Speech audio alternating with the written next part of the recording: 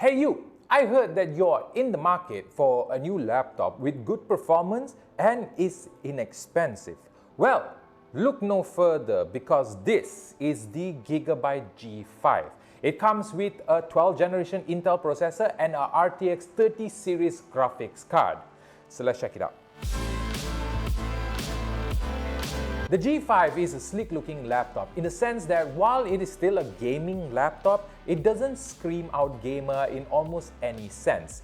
It has a simple lid with just the Gigabyte branding towards the middle side and kind of like a sci-fi pattern-ish kind of thing at the bottom side, giving it a slight futuristic theme to it. And speaking about the back of the laptop, this is what I really like about laptops that have a thicker base. You can have pots at the back of the laptop, keeping your table clean and not looking like you went through an earthquake. On the sides, you have your usual and ample number of ports like a USB Type-A port, a USB Type-C ports, audio ports, Ethernet ports, and by God, it's an SD card reader.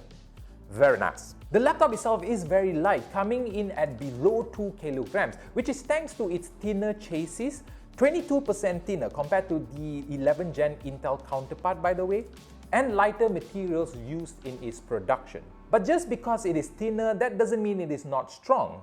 Gigabyte has told us that the chassis has been strengthened using what they are calling a mecha design. Now lifting up the lid and you will be greeted with a 15.6-inch Full HD display that supports a refresh rate of 144 Hz. One thing I noticed was the bezels at the side, giving it a rather high screen to body ratio, which looks and feels just like a slim 14-inch laptop. The keyboard also feels good, the spacing is nice, the keycaps are big enough, and in an age where everybody is trying to make their keyboard as small as possible, grow up by the way.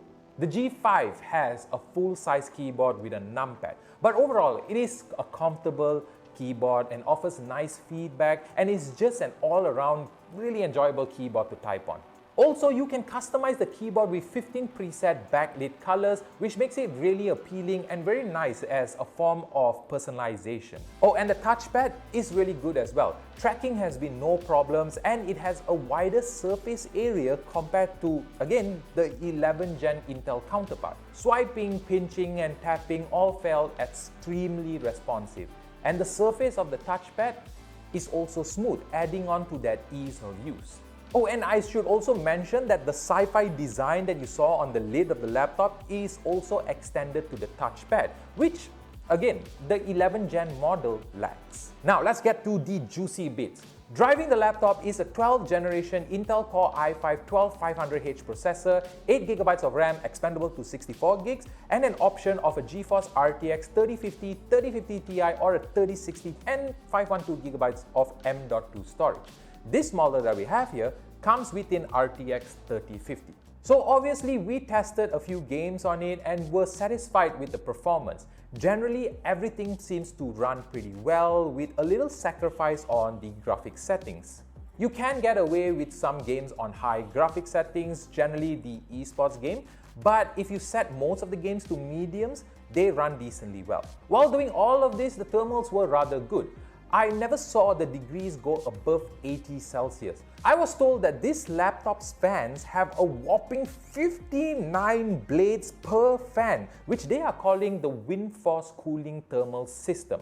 This cooling system comprises 2 of those 59 blade fans and 5 heat pipes. Also, you will notice that at the bottom, it has a massive intake to drive all that air into the system and expel that air out through the 4 vents that I mentioned on this laptop. Battery is not too bad as well. It is a rather spec'd out laptop, so the battery life is not what you would expect from a normal office laptop, but it can give you a couple of hours of use. When I tried it out, I had to charge the laptop during lunchtime from a full charge in the morning, and it can last slightly just before the end of the working hours. And not to mention that the charging brick is not too big, so I think that it's still a very portable laptop in the sense that the laptop itself is portable and the charging brick is also quite portable. Oh, and there's also a 17-inch model called the G7, which will be coming out before the end of 2022. It has the same specs, but the only difference is the screen size. Well, that's about it from me, and if you are interested in checking out the Gigabyte laptop, I have some links in the description below, so check that out, and just above that is the like and the sub button, so check that out as well. And I will see you in the next video.